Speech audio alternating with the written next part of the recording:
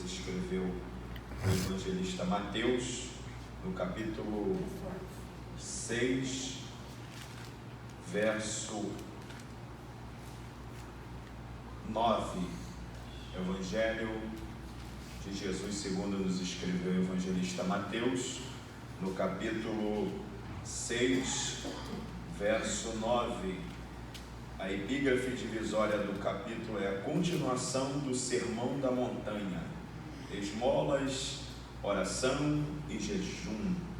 Jesus dando continuidade aos seus ensinamentos aos discípulos e a nós que fazemos parte deste colégio apostólico. Quantos entenderam? Eu digo amém? Amém. Enquanto você procura, eu quero externar minha alegria uma vez mais. Hoje está comigo a minha esposa, mãe do meu filho, diaconisa Célia Regina, me acompanhando. Está comigo também a minha mãe, diaconisa Vera Barreto, está junto com ela o seu namorado. E eu estou muito feliz de estar na minha casa, que é a casa de Deus, para nós juntos adorarmos ao nome de Jesus. Quantos acharam? Digo amém? Amém. Mateus capítulo 6, verso 9, que diz assim: portanto, vós orareis assim: Pai nosso que estais nos céus, santificado seja o teu nome. Venha a nós o teu reino. Seja feita a tua vontade, tanto na terra como no céu. O pão nosso de cada dia dá-nos hoje. Perdoa-nos as nossas dívidas assim como nós perdoamos nossos devedores. E não nos induza a tentação, Livra do mal, porque teu o reino e o poder, a glória para sempre. Amém. Deixa eu acomodar. Vou ficar só na parte A, no verso 6, que diz assim: mas tu, quando orares, melhor dizendo, a parte A do verso 9, que diz: portanto, vós orareis assim: Pai nosso. Queridos e amados ouvintes da palavra de Deus, estamos diante de um texto da Bíblia Sagrada que vai nos fazer pensar. E a grande verdade é que aquele que é um leitor da palavra, é um consultor dos evangelhos de Jesus, que é um examinador das Escrituras, quando nós paramos para examinar a palavra, há uma grande diferença entre ler e examinar. Jesus nunca mandou ler, Jesus mandou examinar. E na proporção que nós examinamos as Escrituras, o próprio Jesus diz: e vocês encontrareis ter nela a vida eterna. Aleluia. E ele diz: porque elas que testificam de mim. Amém, Jesus. Glória a Deus. Então, de se perceber que para um leitor, um consultor da palavra,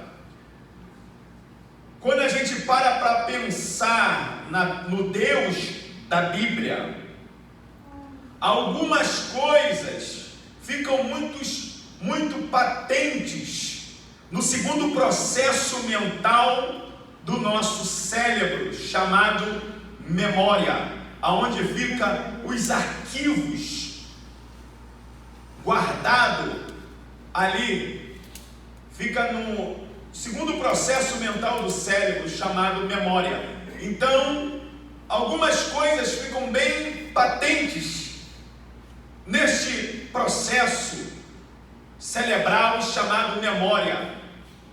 Exemplo: quando nós observamos a vida do primeiro homem formado por Deus na terra, chamado Adão, nós vemos que o relacionamento de Adão com Deus, Adão nunca chamou Deus de pai.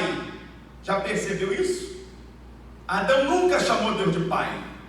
Quando a gente observa a vida de Noé, mesmo Deus entregando para ele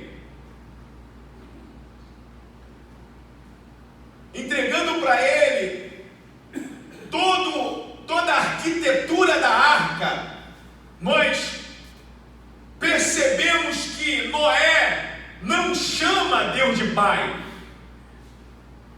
A gente vai para o patriarca, pai da fé, Abraão, e nós continuamos a perceber que Abraão também não chama Deus de pai. A gente vai para a geração de Isaac, Isaac não chama Deus de pai. A gente vai para a geração de Jacó, Jacó também não chama Deus de pai. A gente vai para a geração de José, o rapaz que foi vendido pela sua família, mas as promessas de Deus se cumpriram na vida dele. Aleluia, aleluia. E mesmo assim, José não chama Deus de pai. A gente vai para a geração de Moisés, o homem que recebeu o decálogo, os mandamentos, a qual ele vai dizer que o próprio Deus escreveu com seu dedo na pedra, e Deus entrega para ele no Sinai, para ele passar para o povo que sai do cativeiro de 430 anos no Egito. E a gente continua percebendo que o homem não se relaciona com Deus em uma forma paterna. Moisés não chama Deus de pai. Meu Deus.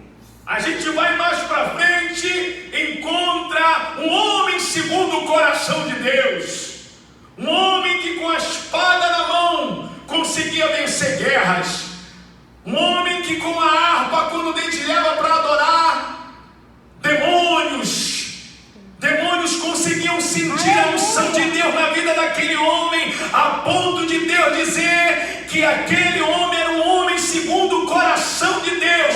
Mas nós, observando a vida dele, nós encontramos que o relacionamento que ele tem com Deus, ele não chama Deus de pai.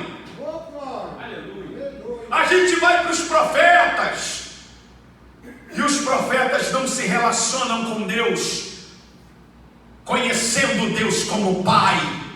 A gente vai para os juízes, e os juízes não se relacionam com Deus conhecendo Deus como pai. A gente vai para os reis, e nós conseguimos contemplar os reis com os seus relacionamentos. Eles não se relacionam com Deus chamando, reconhecendo Deus como pai. Aí a gente vai para o Novo Testamento. Aleluia. E a gente vê que Jesus, ele teve que descer. Aleluia, Jesus maravilhoso. Ele teve que se fazer homem. Glória a Deus. Ele teve que vir aqui nesta terra para fazer a gente se relacionar com o Criador, reconhecendo Ele como Pai. Glória a Deus. Glória a Deus. Isso é uma das doutrinas bíblicas, paternidade de Deus, e não tem como observar a paternidade de Deus se conhecendo. E quando a gente se conhece, quando a gente observa a paternidade de Deus, a gente vai para outra doutrina bíblica chamada filiação de Deus. Na paternidade de Deus, nesta doutrina da paternidade de Deus, a gente descobre pela Bíblia Sagrada que Deus é pai de toda criatura. Aleluia. Mas quando a gente vai para a doutrina da filiação, a gente descobre que nem toda criatura é filho desse pai. Meu Deus, Jesus maravilhoso. Agora você está entendendo o porquê, um dos motivos porque Jesus veio a esse mundo, para fazer nós se relacionarmos com Deus, entendendo que Ele é o nosso Pai. E no texto que nós lemos, Jesus, ele combate a forma que os fariseus chegavam diante de Deus para orar. E lá em Lucas, a gente percebe o motivo dessa oração. O relato lucano de Lucas, um médico amado que acompanhou Paulo em alguma de suas viagens, historiador nato, coletor, sábio das pegadas de Jesus, porém não foi um discípulo ocular, mas coletou informações precisas do ministério de Jesus. E nesse coletar informações, lá no capítulo 11 do Evangelho de Lucas, ele vai falar sobre essa oração. Ele vai dizer que os discípulos de João Batista vai até Jesus e diz assim: mestre, nos ensina-nos a orar, como os discípulos de João Batista foram ensinados por ele. Aleluia, Pai. Abençoe, Jesus. Outra coisa vem no meu cérebro. Irmão, a gente não vê na Bíblia Sagrada os discípulos pedindo para Jesus ensinar eles a pregar. A gente não encontra isso na Bíblia. A gente não encontra na Bíblia os discípulos chegando: mestre, nos ensina a pregar. Mas a gente encontra na Bíblia os discípulos dizendo: mestre, Jesus, nos ensina a orar. Aleluia. Por que será? Aleluia. Porque parece que orar é mais difícil do que pregar. Aleluia. Se os discípulos pedem a Jesus para ensinar a orar, é porque, irmãos, para os discípulos é mais difícil orar do que pregar. Aleluia. E o que é oração? A oração é comunicação, é a conversa que nós temos com Deus. Glória a Deus. Você não conversa, você não dialoga com as pessoas no seu emprego, na sua faculdade, no seu pré-vestibular, na sua vizinhança, na sua casa, com a sua mãe, com o seu pai, com a sua filha, com o seu filho. A oração é isso, é dialogar. Glória a Deus. Aleluia. É conversar. Só que quando a gente conversa com Deus, a gente temos que entender uma coisa, que orar a Deus é entender que o nosso Deus, Ele já sabe o que nós vamos falar com Ele antes de nós falarmos. Glória a Deus.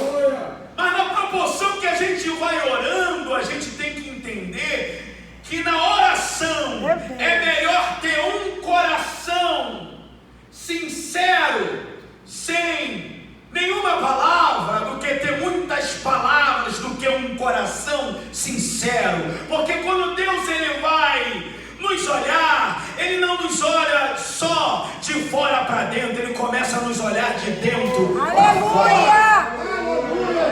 E nessa sintonia é que eles advertem os fariseus e dizendo: olha, quando vocês forem orar, não orem como os fariseus. Aleluia. Que querem apresentar uma coisa que eles não são. Meu Deus. Quando vocês forem fazer as suas esmolas, não faça como eles que querem Mostrar. status e fama, já receberam a glória deles aqui na terra. Aleluia, Deus. Aí Jesus vai dizer: quando vocês forem orar, entrem no quarto de vocês e fechem a porta de vocês, e o Pai que vê, que está em secreto, no oculto, e que vê todas as coisas que estão em oculto, Ele vai contemplar vocês lá e vai recompensar vocês. Ele está dizendo: existe um Deus que é percebível, mas que também age no oculto e contempla nós no oculto. Aleluia.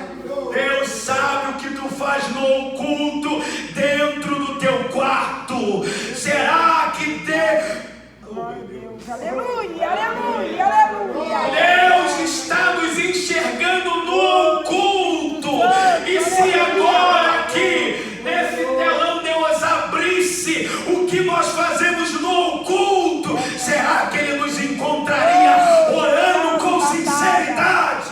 Aleluia. Oh, aleluia, Deus. Glória a Deus. Aleluia.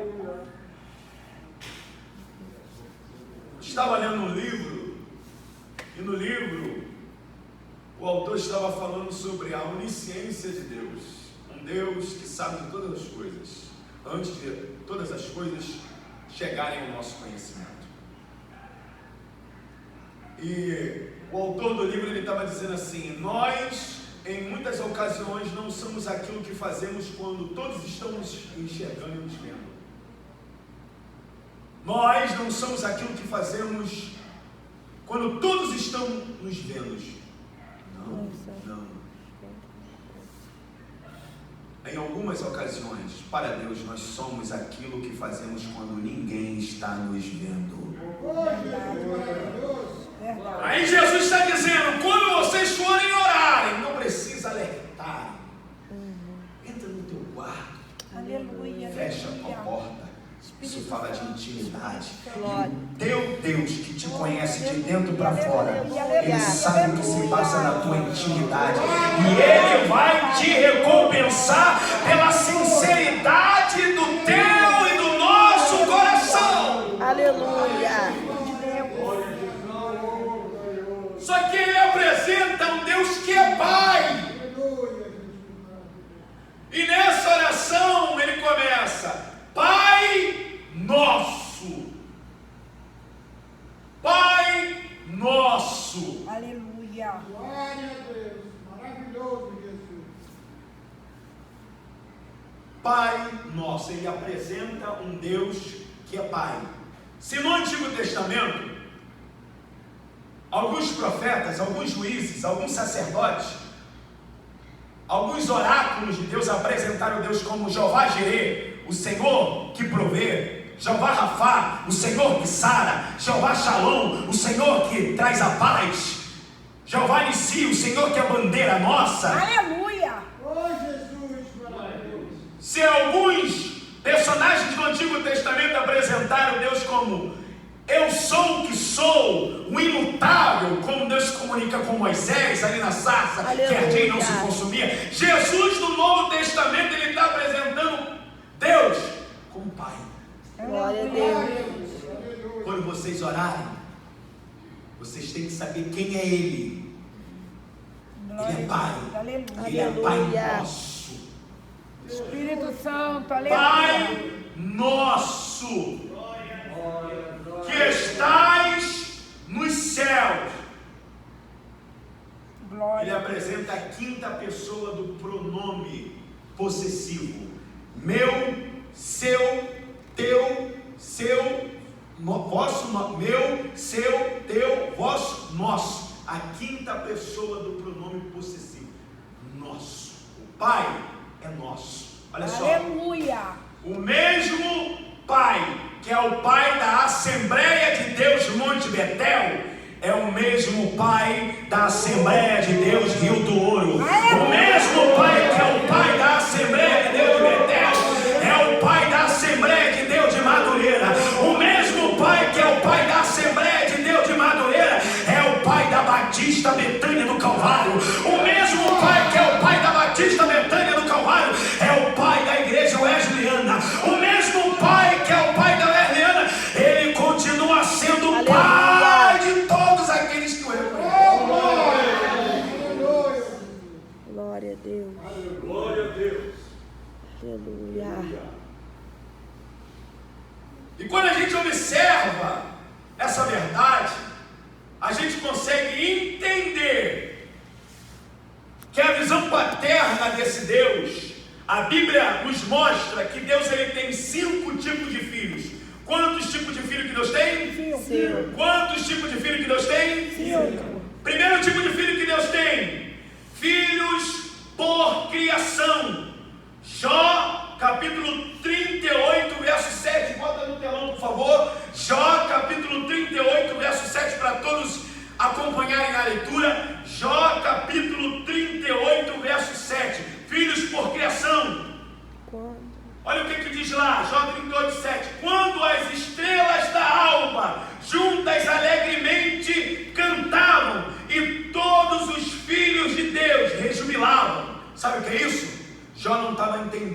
processo que ele estava passando.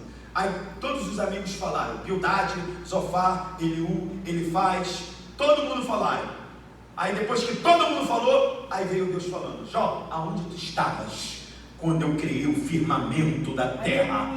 Aonde tu estavas quando as estrelas da alva cantavam, quando eu estava criando o mundo que tu estás pisando? Aonde tu estavas, Jó? Meu Deus, meu Pai. Sabe o que Deus está apresentando para Jó?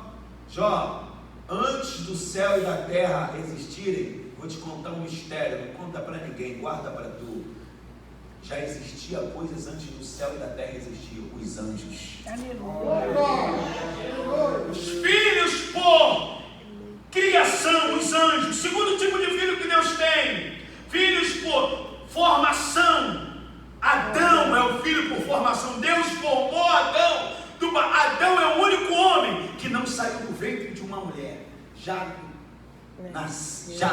veio ao mundo sendo adulto. Adão nunca passou por um colégio, mas deu nome a animais. Aleluia. Aleluia. Adão nunca passou por um colégio, mas deu nome a animais. Mas depois que deu ouvido à voz da serpente, não sabia nem se vestir. O texto diz que Deus vestiu Adão.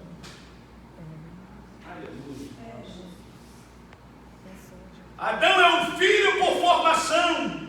Mas espera aí, Adão é um filho por formação? Mas onde tu mostra isso? Gênesis e Lucas. Lucas capítulo 3, verso 38. Quando Deus vai dizendo, Cainã, filho de Enos, e Enos, filho de Sete, e Sete, filho de Adão, e Adão? De Deus. De Deus. Adão é filho por formação. É o único ser que já nasceu adulto, que não saiu do ventre materno, que já saiu com um cérebro perfeito, não passou por colégio, mas deu nome a animais. Mas olha o que o pecado fez com ele. Depois que pecou, foi destituído da glória de Deus, e Deus teve que vestir Adão. Está escrito, e Deus vestiu Adão. Meu Deus. Terceiro filho, que tipo de filho que Deus tem? Filhos por eleição. Êxodo capítulo 4, verso 22. Então dirás a Faraó, assim diz o Senhor, Israel é meu filho, meu primogênito. Deus disse para Israel, Israel, vocês são nação peculiar. Aleluia. Vocês são eleitos. Embora os israelitas nunca consideraram na Bíblia Sagrada Deus como Pai, mas Deus reconheceu eles como filhos. Aleluia, Deus. Vou repetir porque talvez você não entendeu. Glória a Deus. Glória a Jesus. Oh, Deus. Pela Bíblia Sagrada a gente percebe que os israelitas nunca reconheceram Deus como Pai, mas Deus o reconheceu e reconhece como filhos Glória a Deus. eleitos. Aleluia. Aleluia. Jesus, uma certa feita no Novo Testamento, está falando sobre a sua missão, lá no capítulo 8, verso 59. Os judeus, Jesus está falando que da sua missão, aí eles falam, como que tu falas que nós não temos pai? Nós temos um pai, Abraão. Ó, quem eles estão considerando como pai deles? Abraão. Aí Jesus está dizendo assim, Abraão viu o meu dia e glorificou a Deus. Aleluia. Aí Jesus ainda vai dizer assim, eu sou antes de Abraão. Antes de Abraão existir, eu sou. Aí eles pegaram pedra para atacar Jesus. Oh, Jesus. Glória. Então, a terceira hierarquia, o terceiro tipo de filho que Deus tem, são os israelitas, filhos por eleição. Eles não consideram Deus como pai, mas Deus o considera como filhos. Aleluia. Quarto tipo de filho que Deus tem, filhos por doação. Evangelho de João, capítulo 1, verso 11 e 12. Veio para o que era seu, e os seus não receberam. Verso 12. Mas a todos quanto o receberam, deu-lhes o poder de serem feitos filhos de Deus, aos que creem no seu nome.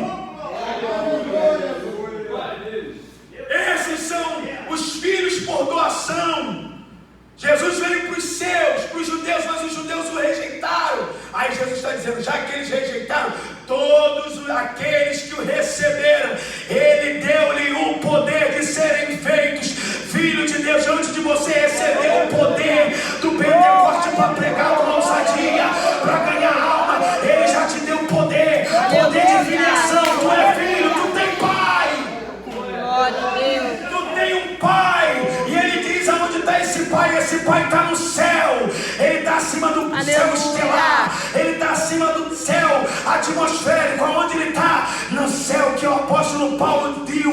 Aonde ele passou? Eu não sei se foi no corpo ou foi fora do corpo. Eu sei que eu fui no céu e vi coisas inefáveis que não é lícito contar aos homens, porque os homens não vão compreender. Esse pai, Ele te leva a lugares que tu não podes imaginar. Esse pai cuida de você nos mínimos detalhes. Esse pai te trouxe aqui nessa noite para te dizer: tu é filha de Deus, tu é filho de um Deus que nunca perdeu uma batalha.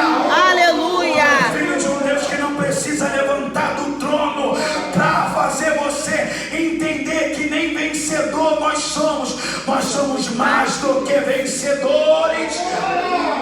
Glória a Deus. Meu general de batalha. Você tem um pai.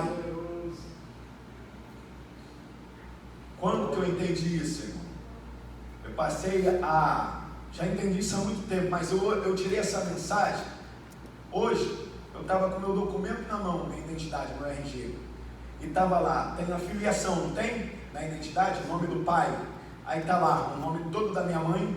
Mas quando eu procurei o nome do meu pai, cadê? Como eu sofri no colégio, irmãos. Porque eu sou da época de um colégio que as professoras faziam chamadas. E quando faziam chamadas, falava o nome do pai ou o nome da mãe. Quando chegava o nome do pai, olha, Derek não tem pai. Aí meus amigos no colégio diziam assim: é um bastardo. É o bastardo. Aí quando eu ia jogar na educação física, chama o bastardo lá. Como eu sofri no colégio, irmãos. Aí hoje eu estava lendo, fazendo essa retrospectiva da minha vida, sem mágoa. Aí Deus me trouxe a mensagem: tu tem um pai.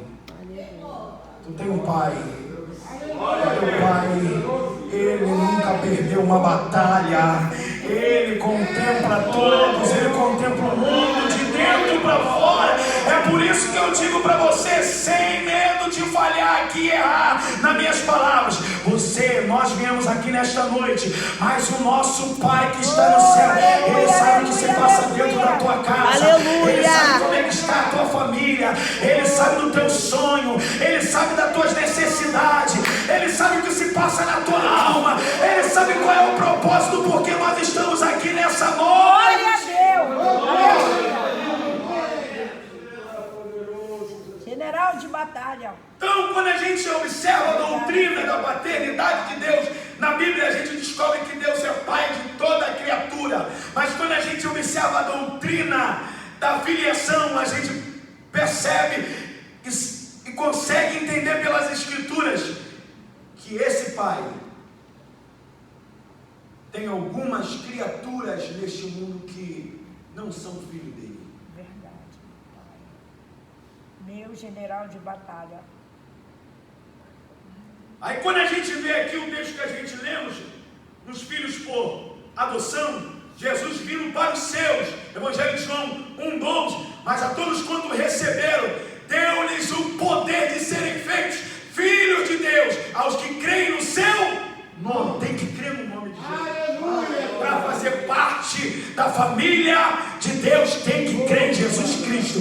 Ele é o único mediador entre Deus e os homens. Não adianta, a filosofia diz que todos os caminhos conduzem o homem a Deus, levam o homem a Deus, tanto para a salvação quanto para a perdição. Não sei, uma coisa eu tenho certeza e te digo sem medo de errar: só Jesus salva, só Jesus salva. Aleluia, Deus. Romanos 8,14, por favor, coloca no telão. Romanos 8,14. Porque todos os que são guiados pelo Espírito de Deus. Pelo Espírito de Deus. Esses são Os filhos de Deus. Esses são Os filhos de Deus. Esses são Os filhos de Deus. Nesta noite, levanta a tua mão em nome de Jesus. Que o Espírito Santo de Deus pegue na sua mão como um pai pega na mão de um filho, quando é menor de idade para adoção na rua, e ele te guie pelo Espírito Santo de Deus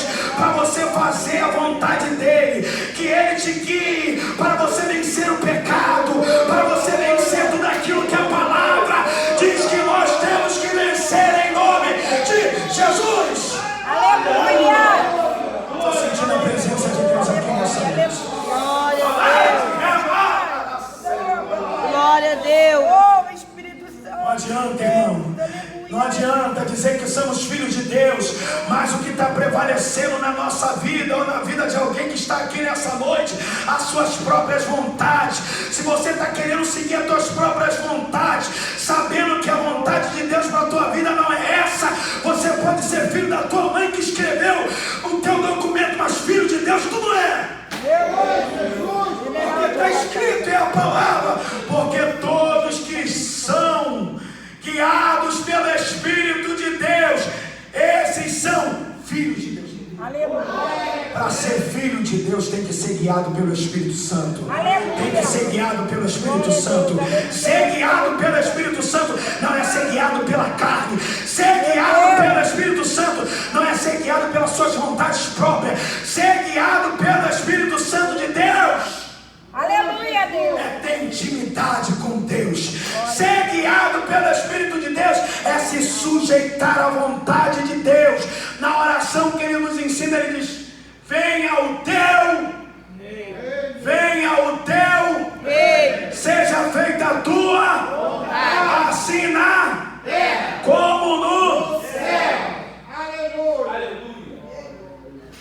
É a gente que tem que se sujeitar ao reino de Deus, não é o reino de Deus que tem que se sujeitar às nossas vontades. Tem gente que acha que é filho de Deus, mas acha que o evangelho tem que se adequar aos seus caprichos, às suas vontades. Aí tem gente que diz assim: não, eu sou assim, quando Deus quiser eu mudo. Não é quando você quiser, não, é agora. Observa a palavra, vive a palavra, seja guiado pelo Espírito Santo de Deus, seja guiado pelo Espírito Santo de Deus.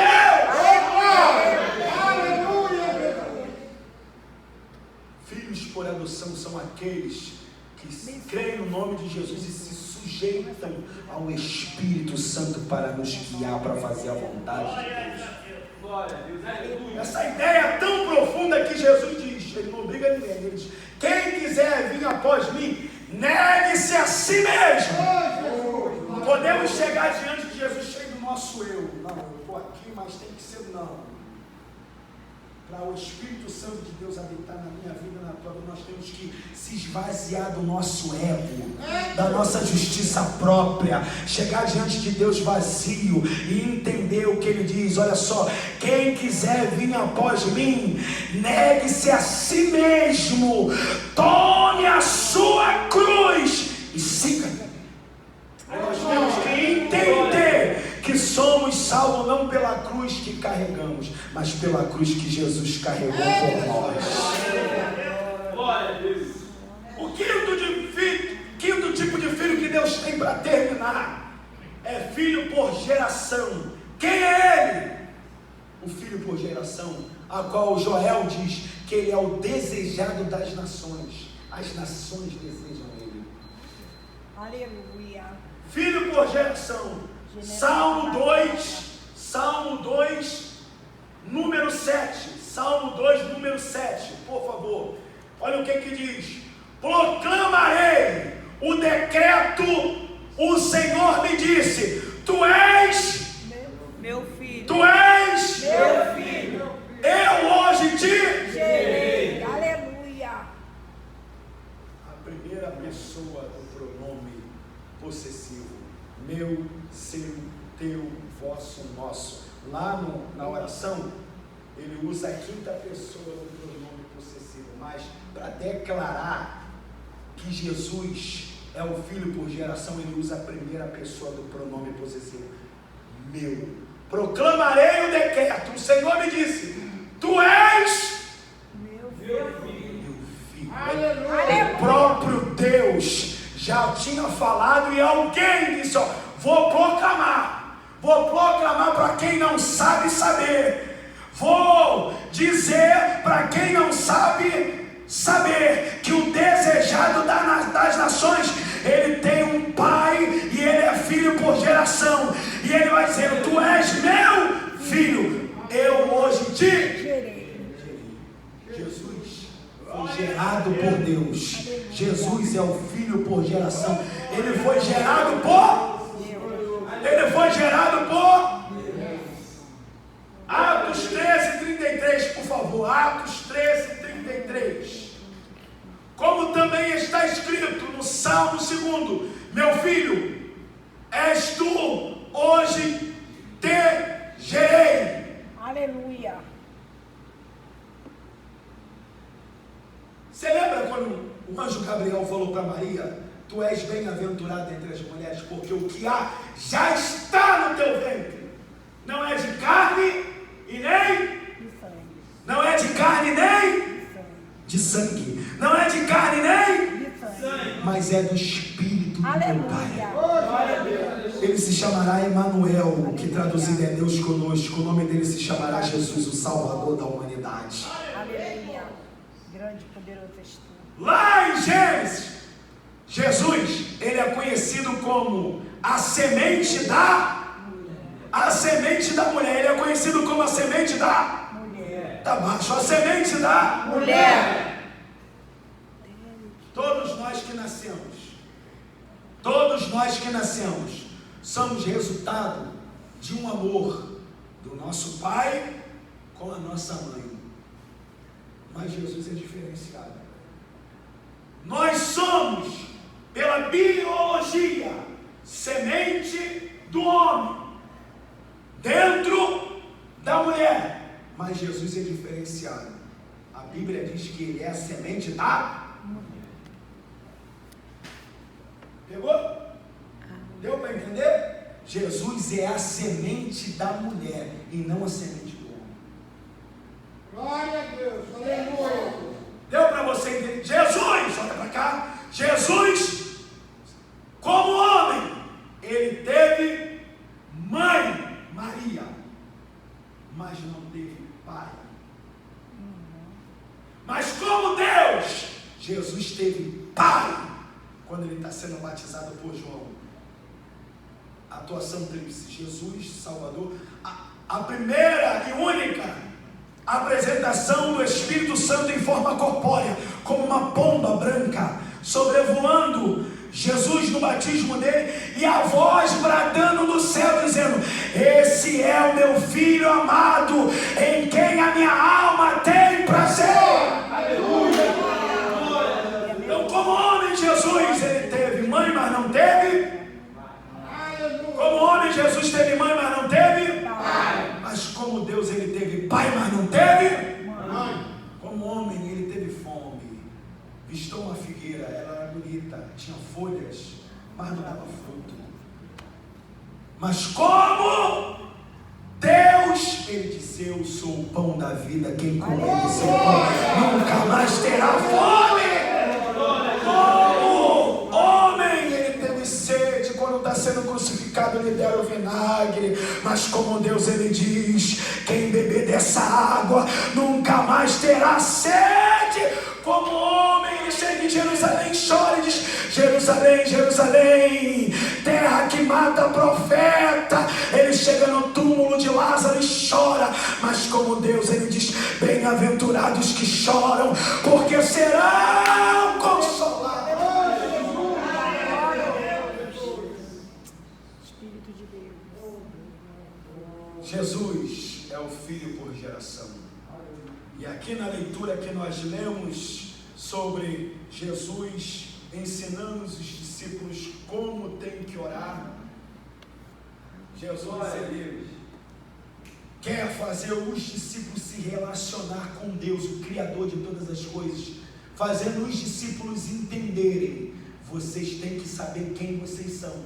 Vocês são filhos. E vocês têm que saber com quem vocês estão falando. O Deus que é Pai. Aí, em outro contexto, Jesus vai dizer assim: ó, pedi, pedi, dá-se-vos-á, buscai e acharei, batei no céu e se-vos-á, pois todo o que pede, recebe, o que busca, encontra, e o que bate, a porta abrir-se-lhe-á. E ele vai dizer assim: ó, sendo vocês homens maus, sabeis dar boas dádivas aos vossos filhos, quanto mais Deus, o vosso Pai, ele não sabe o que vocês precisam. Então as nossas orações têm que estar em consonância com a vontade de Deus. Será que isso que você está orando está em concordância com a vontade do teu Pai, o nosso Pai? Porque talvez você ainda não recebeu, porque o Pai sabe que não é isso que tu precisa. Ô, glória. Aí muitas das vezes a gente queremos ficar questionando, mas em vez de questionar, vamos procurar entender o que esse Pai tem para nós nesse tempo que nós estamos vivendo, o que esse Pai que nós servimos, que nós adoramos e que nós estamos ouvindo através da palavra tem para nós e quer para nós. Saia daqui nesta noite pensando quem você é. Você é filho. Para os irmãos que estão aqui, você é filho. Para as irmãs que estão aqui, você é filha. Ô, glória. Aleluia, Jesus, maravilhoso. De um Deus que é criador de todas as coisas, que sabe todas as coisas e que sabe até quantos fios de cabelo tem na nossa cabeça. Que sabe do nosso amanhã antes do nosso amanhã chegar para nós. Que nos contempla e sabe os anseios que se passam na nossa alma. Aleluia.